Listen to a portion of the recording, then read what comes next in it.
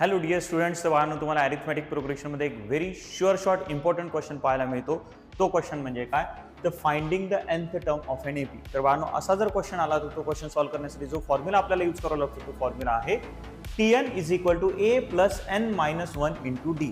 आणि या फॉर्म्युलामध्ये जर आपल्याला कुठलीही टर्म काढायची असेल तर आपल्याला लक्ष ठेवायचं आपल्याला तीन गोष्टींची गरज असणार आहे. त्यामध्ये पहिलं जे असणार आहे ते असणार आहे a, दुसरी जी टर्म माहिती असायला पाहिजे ती असणार आहे डी, आणि तिसरं ज्या नंबरची टर्म काढायची आहे तो नंबर म्हणजेच एन ची व्हॅल्यू माहिती असणं फार गरजेचं आहे. आणि या तीन व्हॅल्यूज माहिती असतील तरच आपण nth टर्म फाइंड आउट करू शकतो. जसं की इथे एक एक्झाम्पल आहे. या एक्झाम्पल मध्ये आपल्याला एपी दिलाय 7, 13, 19, 25 डॉट डॉट डॉट डॉट, आणि आपल्याला या एपी मध्ये 19th टर्म काढून दाखवायची आहे. बाळांनो जर 19th टर्म काढायची आहे तर एन ची व्हॅल्यू डिफाइन होईल 19.